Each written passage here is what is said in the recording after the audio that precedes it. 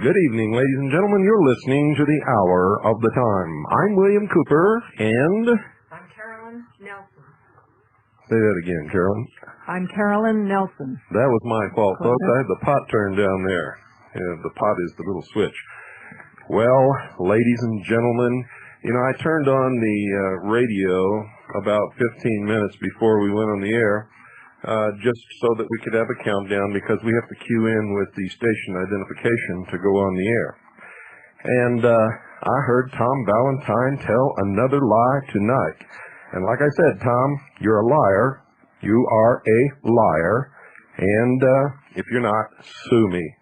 We'll take it all into court, and the whole thing will come spilling out, and the whole world will know what you are, my friend. I'm holding in my hand a publication. I'm going to read you just part of it, ladies and gentlemen.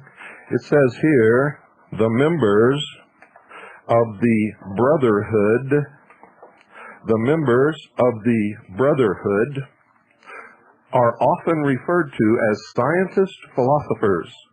The Brotherhoods have spent millennia gathering information from human technology, insights from the Masters, and the truths given by Melchizedek to Masters of the Council of 13 when he meets with them. The Brotherhoods have been passing along pertinent data to their students to help them better understand the current condition of society. Bit by bit, they have striven to uplift man and set the truth before him for his consideration. Nevertheless, man persists in pursuing his old familiar delusions, with the exception of a few individuals who believe man has the potential for far greater things. They believe that man himself will become God. The publication, ladies and gentlemen, that I'm holding is called The Stell Letter. The Stell Letter. The Stell Group is a group that belongs to the secret brotherhoods that worship Lucifer. And we proved that from the words of the man who ran the Stell Group, Richard Keininger. From his own mouth, he said that the object of worship of the Stell Group, which he said was a religion, is Lucifer. Is Lucifer, ladies and gentlemen. Now, not too long ago, refuting me and telling you that I don't know what I'm talking about, Tom Valentine said that he left the Stell Group when he became a Christian in 1968 and has never returned since. Carolyn, I would like for you to read the date on this Stell letter, please. The Stell letter is from August 1973. August 1973. Would you look down at the bottom of the credits and tell the listening audience who is listed as the managing editor? The editor is Tom Valentine. So there you have it, folks. He claimed he became a Christian and left the Stell Group in August of 1968. This is August 1973, and it lists Tom Valentine as the editor of the Stell letter. The program that we aired, the interview from the book 552,000, was conducted, ladies and gentlemen, in 1982. I'll say this again, Mr. Valentine. You are a liar. You're deceiving your listening audience. And I will not stand for the deception of the secret brotherhoods who are keeping you all confused, running around in circles, chasing your own tails, to create the chaos in this country, to get you to all pick up guns and rise up so that you can be squashed like a gnat on somebody's arm on a hot summer day. That's what it's all about. We're going to do some more exposing tonight, ladies and gentlemen, because you're going to find that this is the Ken Fawcett, Starleen, Rita Riddle Hour.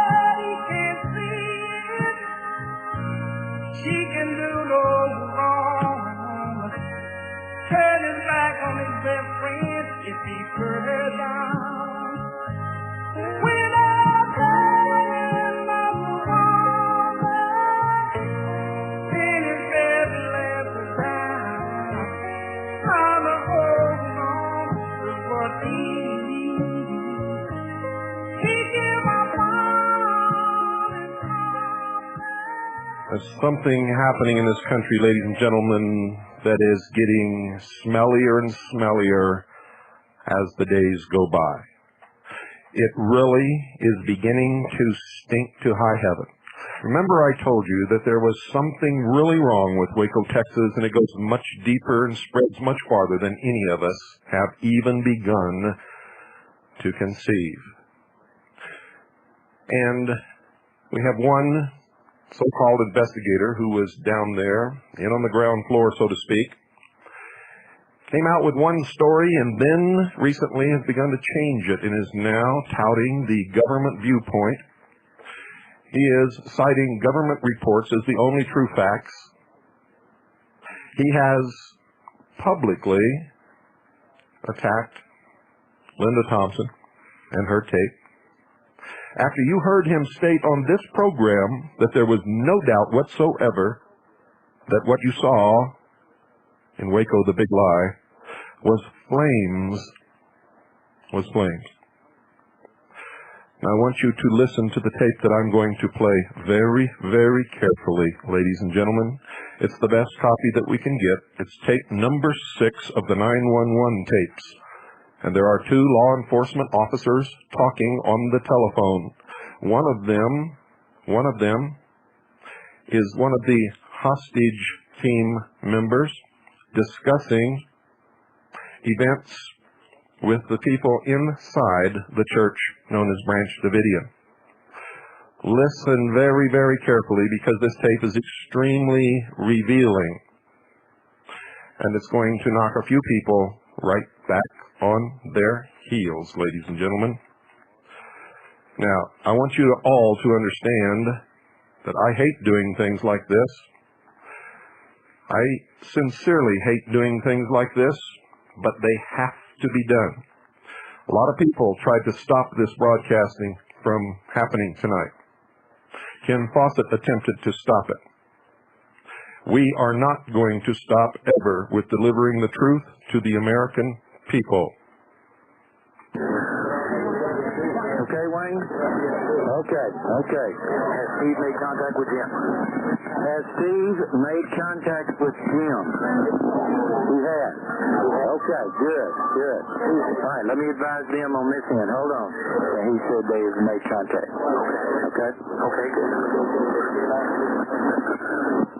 I was wrong about FBI. They've got a negotiator coming out of Austin. So we'll either I'll get over there or I'll send him or something. Okay, I'm fine right now. I've got all these folks over here that are just real supporting. We're getting it done, so I'll hold on. If you need to take a break somewhere or something like that, you tell them you want to, take a break for a second, that's fine. We can do that for a few minutes. You shouldn't get antsy about that. If you can say, I'm going to shut the phone down, I'm going to go to the bathroom. Let me just take 5 minutes. I need to go to the bathroom. I'll get it. I'm like, if you run into that kind of trouble. Everybody's being cooperative, so, cool. What time is it? Okay, would you rather have somebody from FBI come down there, or would you rather have me come down there? That's the question I want to really. You and I are talking. Yeah. Well, if you want to, I'll make the trip myself. Okay. I would like to have someone here as a backup. Okay. If you can make it, I'd appreciate it. Okay, that'll work. Okay. Whatever is convenient, really. What I'm looking at right now is to try and keep contact between us at the negotiation side and ATF. Do you have any contact there, another phone line that can call back over here if I get down there? Or, yeah, we, let me double close enough to you? Let me double check. Okay. Wayne? Wayne? Okay, did you call? Did you say something? Okay, I'll just double check and stand by. Okay. Stand by. You've got two phones right now, right? I've got one in each hand. Okay. I've got two. What I can do is I can take over this phone and keep contact with ATF. Okay. And then when it comes to a time for me to take over for you, I can do that. That would be wonderful. Okay. That'd be wonderful. Let me start working on maybe a transportation to get down there, and I'll stay on here until we try to break that. Okay. Okay. All right. I'm gonna hang on just a second. I'm gonna let you talk to my partner here, Starleen Riddle. Okay. Starleen. Yeah, Starleen Riddle. I'm gonna put her on the phone just while I'm looking to try and get a ride over there. Okay. Hang on. Hey, Lynn. How's it going, Pat? Everything wonderful. Good. Just hang in there. You're doing a great job. We're hanging. Everything is okay on this end so far. Okay. Does it sound pretty calm? Does right now. Okay. Does right now. Everything's they've asked for the news media, and they're worried about the choppers. So if we can get those choppers stopped. And also, Starleen, if and when those choppers, the medevac starts tracking here, please let me know so I can advise them, because this seems to be a real sticky point with him. Okay. They're still at the hospital as far as I know, with the two that they took off with.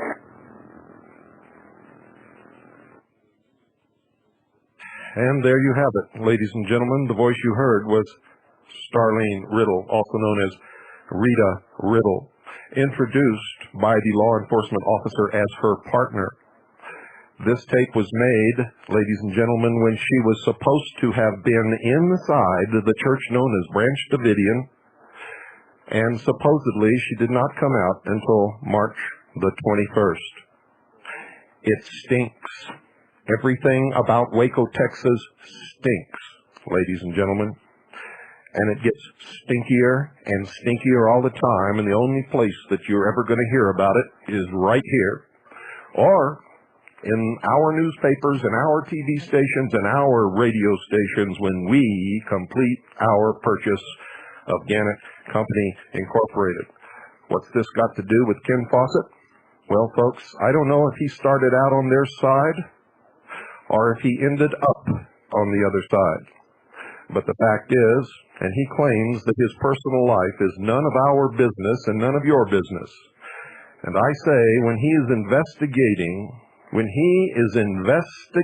and telling the public the results of his research into what happened in Waco, Texas, during that 51-day siege, when he is telling us the results of that research, and we find out that Rita Riddle is on one of the 911 tapes, introduced as a law enforcement partner outside the church Branch Davidian, on a day when she was supposed to have been in that church as a member of that church, and that Ken Fawcett is now sleeping with Rita Riddle, then we've got big problems.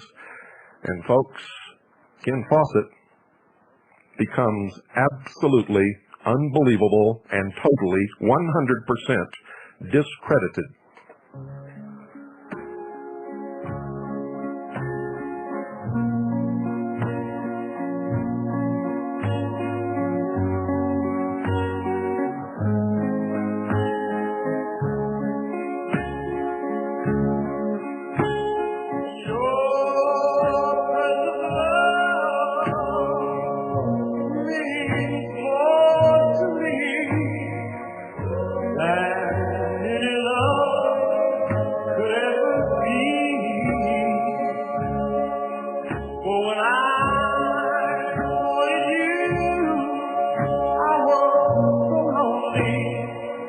so blue, for that's what love will do. And darling, I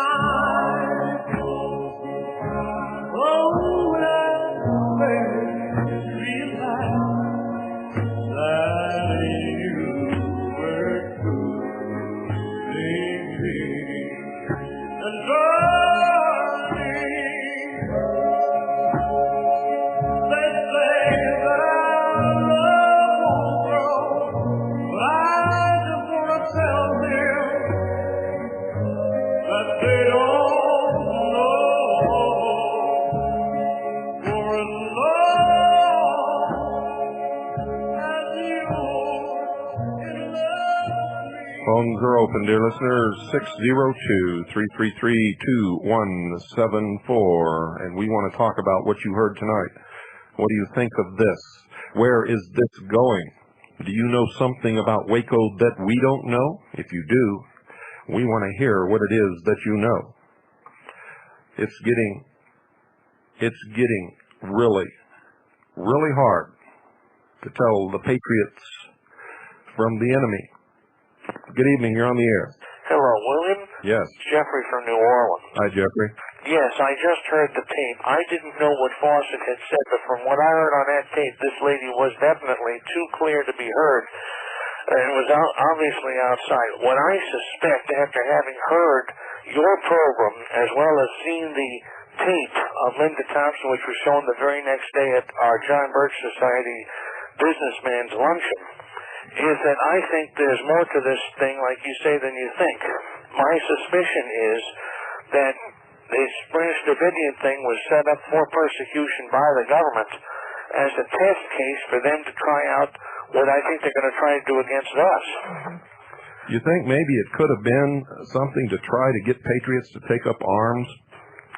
It could have been that one, and also I think it could be to scare the patriots and prepare us for what they're going to do to us, especially in the light of what happened in Virginia last Tuesday in the election, where the Christian Coalition Lieutenant Governor candidate was knifed in the back by the NRA, and where his people were not permitted to send out voters' guides and all kinds of interference, which helped him to lose the election. We're in big trouble, aren't we? Absolutely. And I wanted to also discuss one other thing with you. Your mystery tapes, I've been listening to them on the air while you were gone. I do have a disagreement with you in that 200 years ago, George Washington pointed out in a speech in 1798 that the Masonic orders that he was in were being infiltrated by the Illuminati from France, as he based his statements on Robertson's proofs of a conspiracy. In other words, that the original Masonic intent of charity and brotherhood was being usurped and destroyed by a new world order. And I wondered if you ever looked into that. Well, yes, we have. What we've found is that the highest levels of Freemasonry has always been controlled by what's known as, quote, the Illuminati, unquote. You have to remember that George Washington was a master Mason. He was not, he never reached the highest levels in Freemasonry, and thus I don't believe that he really knew what Freemasonry was involved in. But you can see what they ultimately did with George Washington. If you go to the Capitol building and stand at the bottom and look up at the dome, you'll see a vast painting which outlines the apotheosis of George Washington. They elevated him to the position of God.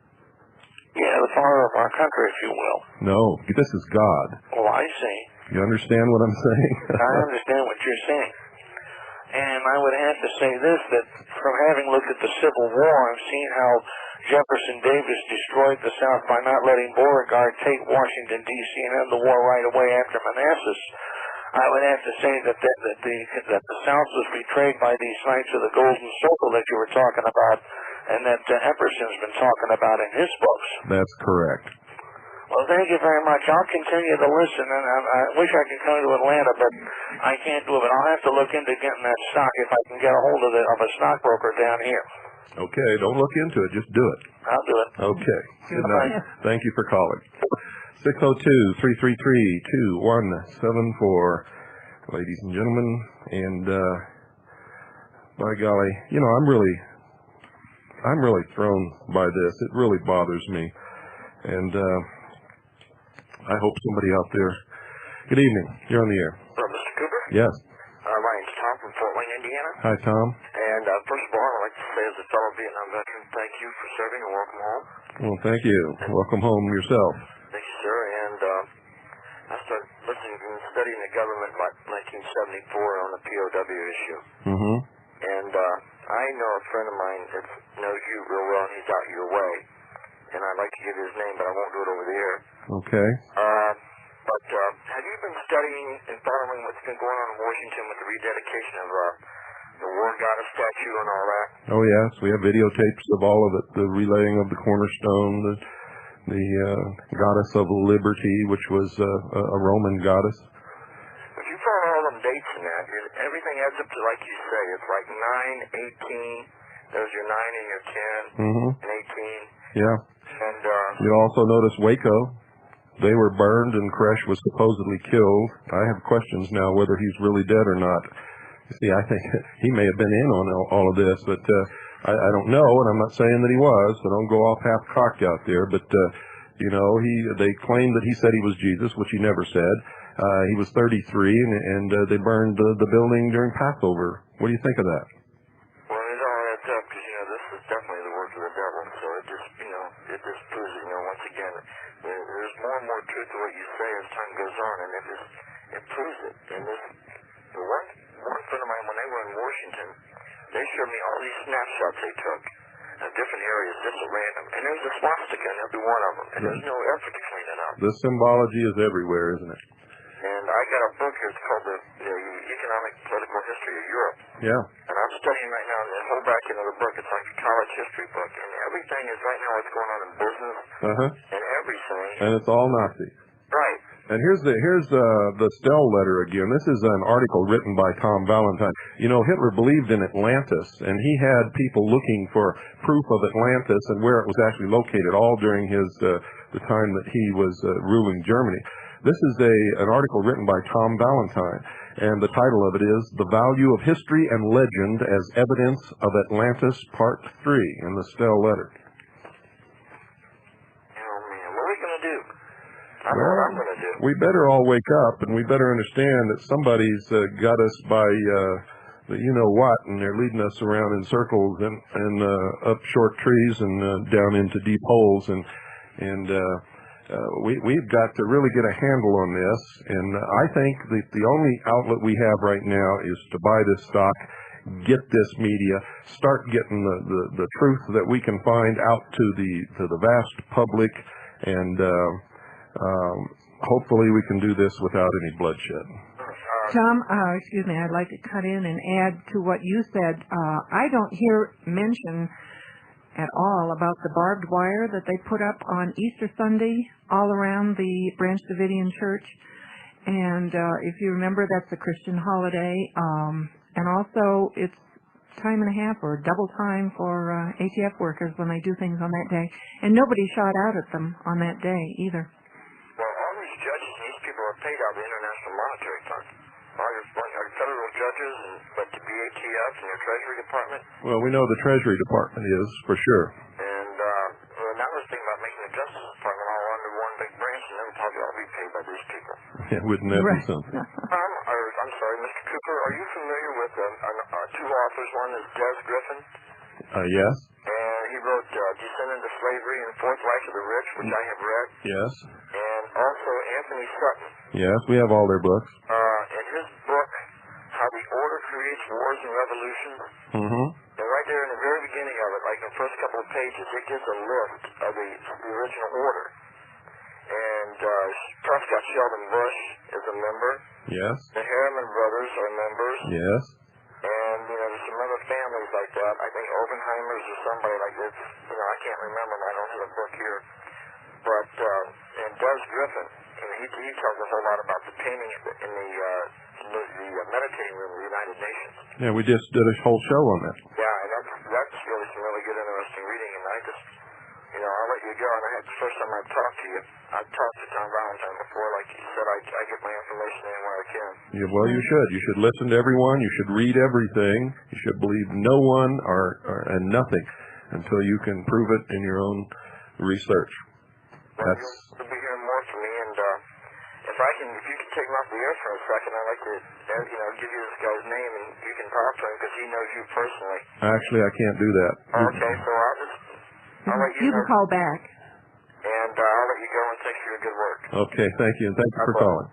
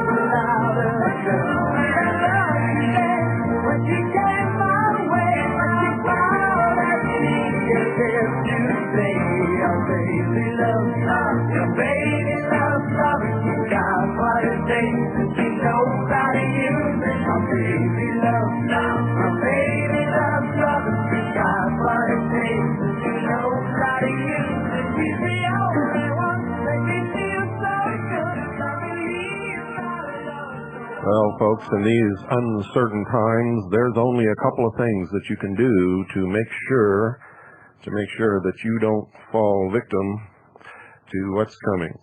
One is we're going to head it off at the pass by Gannet Company Incorporated, GCI. Do it now. Don't think about it. Just do it. Remember, this is a war. If you're going to be on the battlefield, you better be ready to fight. And what we're fighting with now is buying the stock of Gannet Company Incorporated.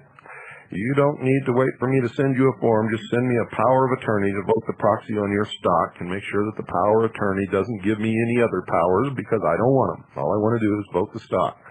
You keep your stock certificates, folks. You keep them. You see, if we had owned Gannet Company Incorporated a long time ago, we could have spilled the beans on the Weaver disaster, the Waco Massacre, which we're still doing, and a lot of other things.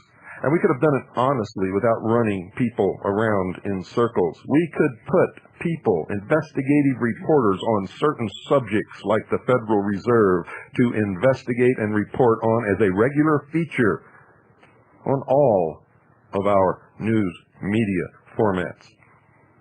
The other one, ladies and gentlemen, is the only thing that has ever protected anyone's assets and financial collapse and difficulty throughout the history of the world, and that's precious metals. Where do you get that? Well, you call our friend Gene Miller at Swiss America Trading at 1-800-289-2646. By the way, I got my silver rounds that I bought not too long ago that were offered on this program, and I've already made, I think I've already made just on 20 ounces of silver, I've already made a 15% return on that investment already. Now, you notice that Gannet Company Incorporated, the stock didn't go down during this last week when the market plunged almost 90 points over a 2 or 3 day period. That's because our listeners and our people are keeping pressure on that stock. We're buying it. Gannet Company Incorporated is a solid company. Solid. They just bought some more television stations, folks, so the stock is going to go up. You know the worst thing that can happen to you? You buy the stock, and to try to keep us from buying it, they buy the stock, and the price goes up, and we all make a killing on the stock market when everybody else is losing money on the stock market, because that's what they're going to do, except for us. Now, do this, and remember, our primary concern is not to make a profit, not to make any money, but control. We want control of that company. If everybody makes money in the bargain, then we all do much better than what we set out to do. And make sure that what you have achieved up to this point in your life is protected. Call Gene Miller. Do it now. Do it tonight, folks. Don't wait. Don't procrastinate. You've got to protect yourself while you can. When everything starts falling to pieces around you, it's too late. So call now, 1-800-289-2646. Tell them that you listen to the Hour of the Time. Mention my name, William Cooper. Make Make it known that you want all the newsletters. Ask to talk to Gene Miller personally. If he's not there, then he'll call you back. Just leave your phone number. He'll call you tomorrow. 1-800-289-2646. That's 1-800-289-2646. If you're out of the limits of the continental United States of America, you can call 602-953-6000. That's 602-953-6000.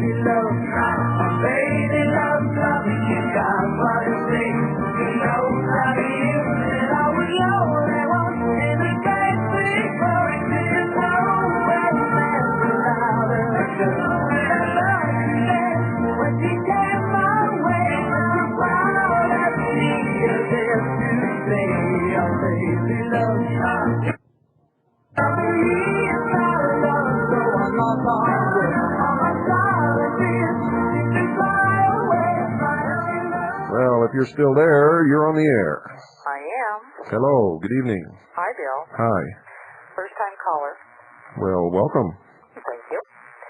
I wanted to mention for any of your listeners that are John Birch Society members that we have a member in the John Birch Society that is a Mormon and is attempting to work his way up. I am a John Birch Society member. We have been widely publicizing Linda's tape at every conceivable meeting that we can get a bunch of people to. But everybody needs to know that we have a Mormon in our midst by the name of Vance. That's his last name. And he's attempting to work his way up in the John Birch Society.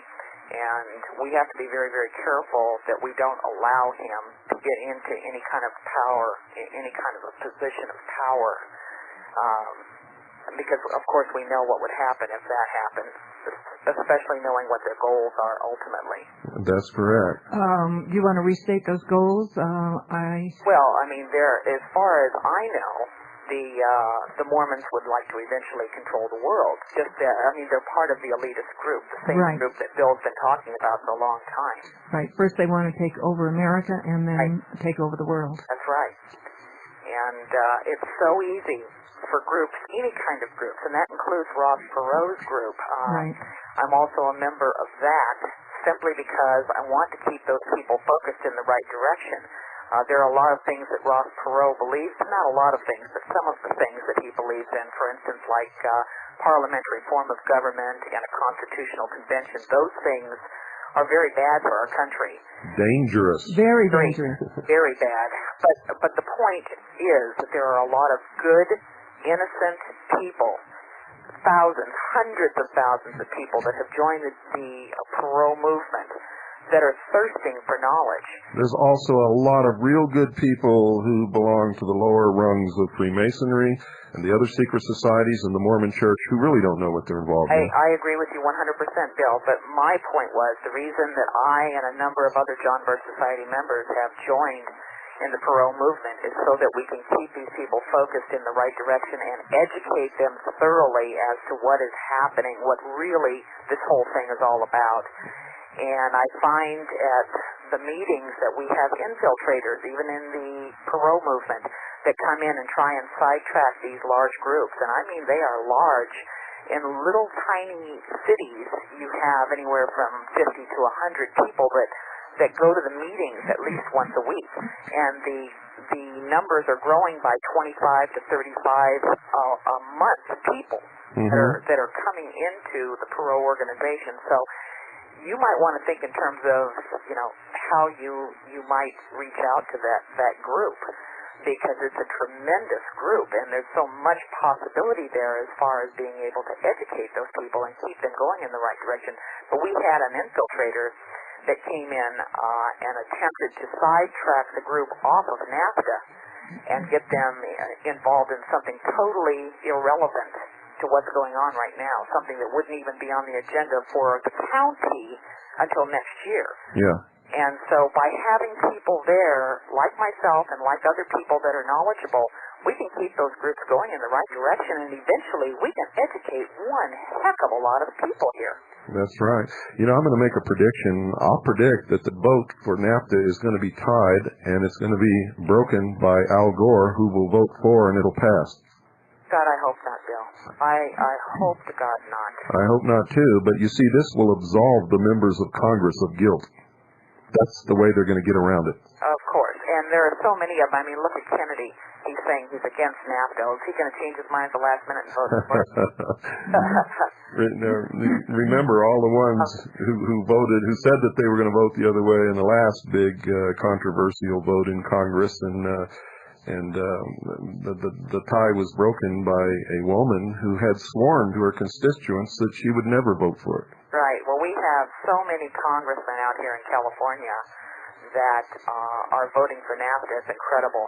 We have, out in my area, George Brown, and we have Alfred McCandless, and we have just so many of them. People need to be calling and writing letters every single day to their congressmen and telling them that if they vote for NAFTA, not just that you're going to vote against them, but that you are going to actively campaign against them next election. Right. And then you got to carry it through, because, you know, they get so many of those threats and then people never do it that they don't pay any attention anymore. Yeah, that's very true. Well, Bill, I really appreciate what you're doing, and God bless you, and I hope that you can stay on the air and keep going the direction that you're going, because you, I think, are waking up a lot of people. There's so many people that don't know, because they've never been exposed to the things that you're talking about. I don't know, do you know of any other group besides the John Birch Society that has known about this stuff for years? If you're talking about large group, no. Yeah. No. See, they've got tremendous research facilities. They've got huge warehouses full. And by the way, in case you didn't know, you can call the John Birch Society back east and ask for the research department and any topic that you may want information on. If you are a member, which it doesn't cost you much to become a member, you can request that information and they will send it to you for free, everything that they have in the file on that topic. Yeah. Well, thank you for that bit of information, Carolyn. Yeah, I'd just like to add, since you brought up the Constitutional Convention, that we need to work on getting our congressmen to rescind the vote of approval for a Constitutional Convention if you are in a state. Yeah, in the states where it's already passed. Right. And there's been a lot of states that it already has been rescinded in. We've been working very hard to make that happen, and we've also been successful in a number of states in preventing it from happening just before the vote. Right. But that is so close to going through that it's something that we also have to keep an eye on. It seems like you have to keep an eye on so many fronts. You heard what Perot said. He said, 5 states for Constitutional Convention? Piece of cake. Right. Right. I don't know. That man drives me crazy, because I would love to believe that he's just naive, but I know. No. I would love to believe it, but I'm not dumb enough to believe it. It's too bad. It's too bad that we don't have a true patriot in him. However, that's okay. I mean, what he's doing is fine right now, and we can take over and educate the people from here. That's true. And let me tell you, what I'm getting from the Perot group is they don't care whether he runs in the presidential election or not. They don't care if he drops out. They're not going to dismantle. They're going to keep going, and they will find a good person to run. Good. But they want to educate themselves between now and then so that they can make a wise choice. Wonderful. Buy shares in Gannet. I already have. Wonderful. I already have. I should be getting the stuff in the mail here very shortly. What I had to do was sell off some other stuff, and that was the way I was able to come up with the money. So, okay. Thank you for your call. Nice talking to you. Bye-bye. Bye-bye. Don't go, please stay. Don't go, please stay. If I got on my knees and I plead you not to go, but to stay in my arms? Would you walk out the door like you did once before? Will this time be different? Would you stay? Don't go. Please stay. Don't go. If I call out your name like a prayer tonight, would you leave me alone with my tears, knowing I need your soul? Would you still turn and go with this time? Good evening. You're on the air. Yes, you started on with the Waco situation today, so I have a specific question. Did you listen to Linda Townsend on the Tom Valentine show about a week ago? No, I didn't. Oh, okay. She was on, and she mentioned a government report which she observed that she observed the claim in the government report that they had used a non-flammable carrier to inject the CS gas? Yes. And she said she observed that they claimed that non-flammable gas was carbon monoxide. Have you communicated with Oh my God! Go ahead. I'm not laughing at you, sir. I realize that. Thanks for your call. I called her and I got on the show that night and I told her that one, carbon monoxide is a flammable gas. It's probably explosive. Yes. And and it's also deadly poison. Yeah. And I cautioned her that to make sure that this was nothing more than a typographical or an error on the part of the person writing the report. If the intention of the person writing the report was benign, that is simply technical incompetence, why then to take it as that. But there's a remote possibility that that might have been intentionally put in there as a bit of government disinformation. If someone like her picked that up and made a big deal out of it, they could point to that and use it as a point of ridicule. Sure. And so I just wondered if you had heard anything about that, if she communicated with you on that, or anything, or if. Well, you have to remember that I just returned last night from San Francisco, and I haven't spoken to anyone except for Carolyn and a fellow Kennedy researcher who we had about an hour's talk, but that's it. Yeah. On the remote possibility that there's something to that, which should be pointed out too, that if they were wearing gas masks designed to filter out the particulate CS gas, and if they were using carbon monoxide, why carbon monoxide would go right through those filters. That's true. But that wouldn't account for the bullet holes and all of this other stuff that they claim that these people. Anyway, I thought you should be aware of this situation. You probably have some CAGI members that can look with some technical competence to look into this and see if there is anything that might be sinister about it. Let me tell you what we see. I've sat, and Carolyn can, how many days did I sit looking for about 12 hours each day at that tape over and over and over again? That's right. And more footage. How many days did I do that? More than 3. And I have examined this from every angle and other footage that we have. We've talked to witnesses.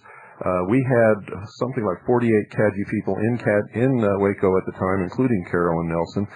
And we can find no evidence that they even injected any CS gas or tear gas into that building at any time. Yeah, a long time ago, I remember you saying you were downwind of it and did not smell a thing. Well, we did smell petroleum products. Right. We did not smell any tear gas. So, from my point, I thought I'd bring to your attention, in case you weren't aware of it, that it's just one more bit of information to get into all into your database on this situation. Well, we thank you very much. We were not aware that she had said that. Okay, thank you. Good night. And the number, folks, is 602-333-2174. Good evening. You're on the air. Hi, Bill. I'm calling from Albuquerque. I'm really interested in this, the way you're pursuing the religious aspect and maybe the competition or whatever it may be between Koresh and the people who persecuted him. I don't know if I was onto this because of something I heard you say, but having read Holy Blood, Holy Grail and the sequel book to it. It reeks of it, doesn't it? Yeah, it's the Priory of Sion, the heirs of David, and here's this upstart, you know. Yeah, and the Koresh and flying the Star of David above the building, and he's 33 years old, and it happened on Passover, and they burned him, which is a form of ritual sacrifice. It's taking on incredible dimensions here, and we're really not sure where it's all leading, but we've got our suspicions. Yeah, it's really fascinating. I mean, I've studied the Bible on and off for years, and you know, I had some involvement with drugs and things way back in the 60s, and was into all the the I Ching and the tarot cards and studied astrology and all these other philosophies. And I got to tell you, Bill, that you put it together better than anybody I've ever seen or heard. It's really, I'm really impressed by the work you're doing, and I'm following it the best I can. And I'm going to buy some Gannet stock. And wonderful, because that's the key. That really is the key. That's a great idea. And God bless you. And I'll let you go and get on to some other callers. Thank you for calling. You bet. Bye. Good night. Number 602-333-2174. And don't forget, folks, when we're not on the air during the rest of the hours of the day and night, this is our fax number. Good evening. You're on the air. Hey, Bill. Yes. Hey, glad to get on. I was wondering if you'd ever heard of a guy named Lee Bellinger. Doesn't ring a bell. You're familiar with him? Doesn't ring a bell. He used to work on Capitol Hill. I heard him tonight on a radio program out of New Mexico called Straight Talk with Ron Engelman. You ever hear that show? I've heard Ron Engelman when he was in Dallas. I haven't heard him since he's been in Albuquerque, although we could probably pick it up if we knew what time his show was on. It's on at 9 o'clock on KKOB out in New Mexico. Lee Bellinger is the editor and publisher of the Pink Sheet on the Left. You ever hear that? All this left-right means nothing to me. But go ahead. Well, anyhow, it used to be called the American Sentinel, and that I'm familiar with. Go ahead. Yeah, he was getting into tonight just before your show, and that's about the first 15 minutes or so of your show, because I was listening to him, but he was right on the money with the new National Health ID card. And he sounded really promising.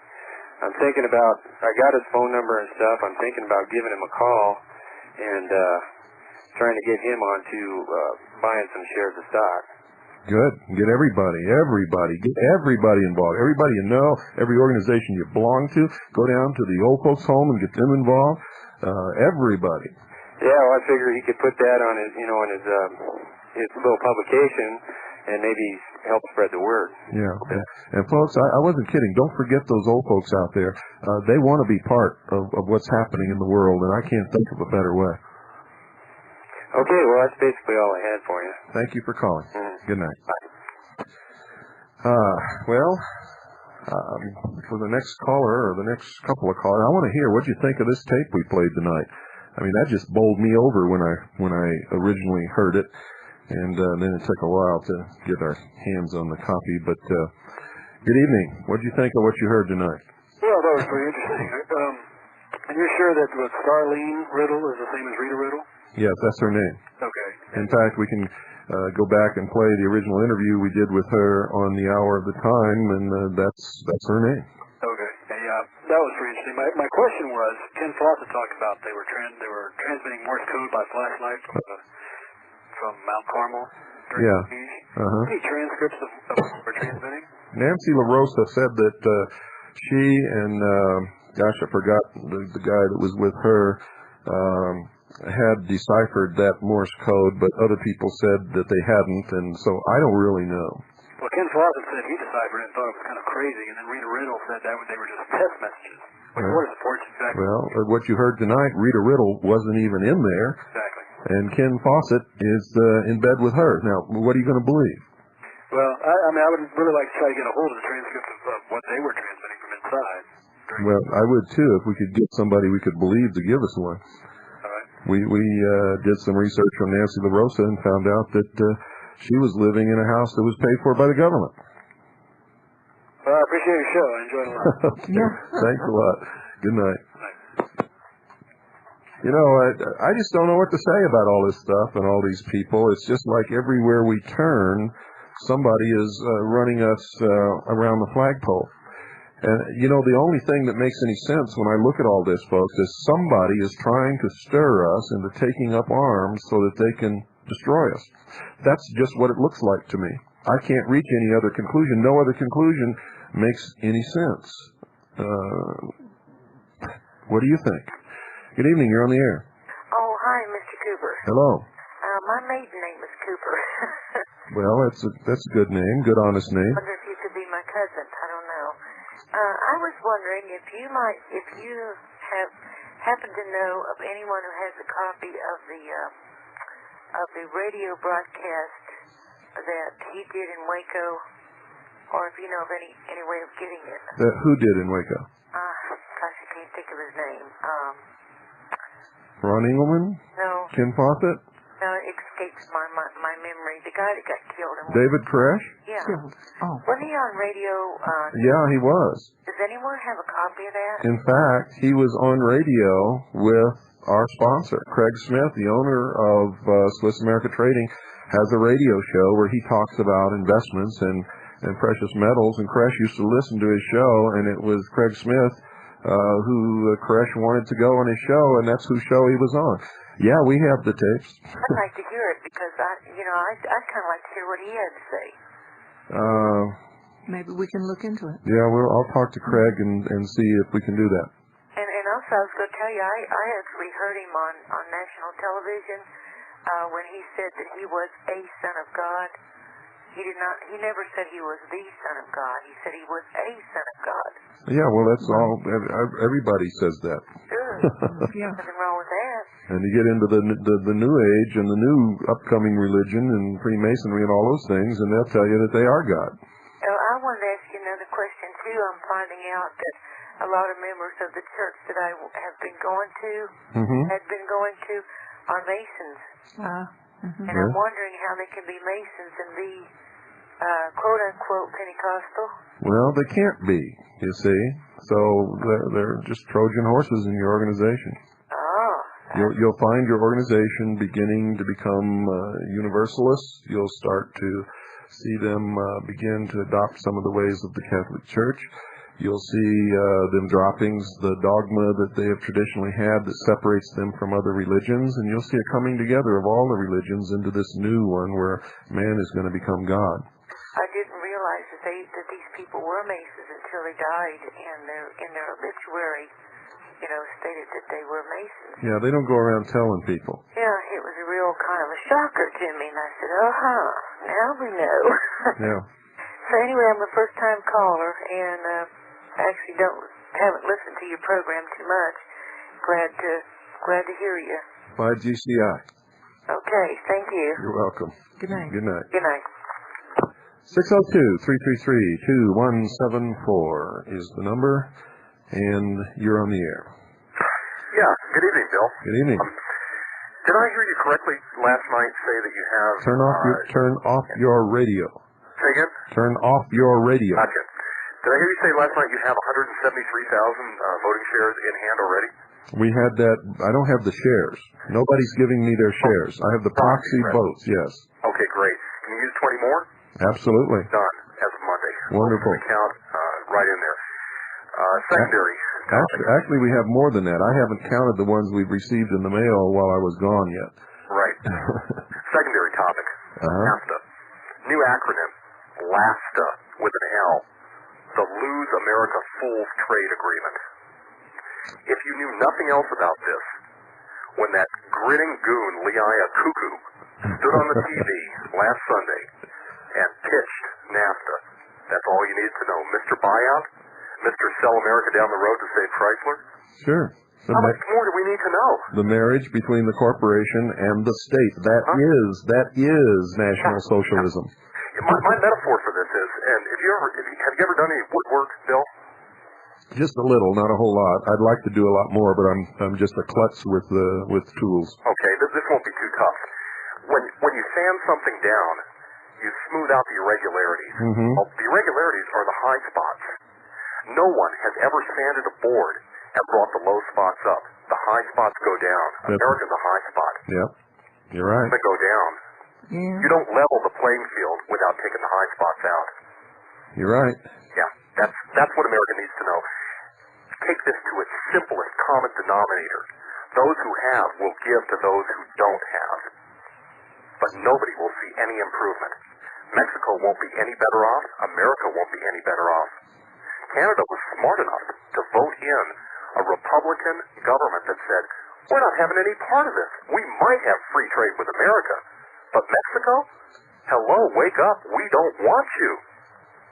We can't change their culture simply because we're Americans. Mm-hmm. They'll change our culture and change it damn fast. Yep. That's pretty much all I have to say tonight. Well, I wanted to get it in there. I you said a mouthful, and it's all right on the money. Okay, well, fair enough. And here's for Gannet. Let's get it done. Let's get the word out there. And let's get idiots like Rush Limbaugh off the air and get the truth on the air. Wake up, America, huh? Absolutely. Yeah. He used to have a compass and square behind him on in his bookcase on his radio show until I guess somebody pointed out that they understood what it meant. And disappeared. So thanks for calling. And ladies and gentlemen out there, good night. God bless you all. And Rita, what have you got to say about all this? I want to tell all of you that ain't doing nothing for me and can't do nothing for me. You should do your business and leave mine alone. Because as far as this man is concerned, I want to tell you he's mine. Now let me tell you he's mine.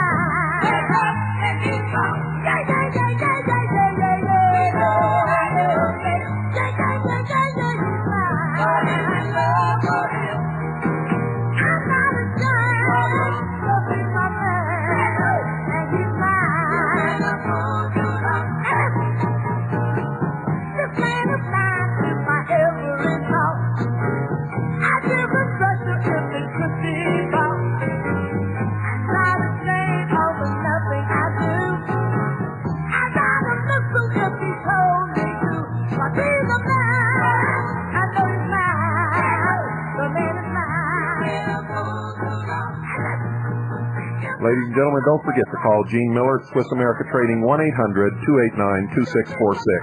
And buy GCI. Empower America. Empower yourselves. Buy GCI. And do it now.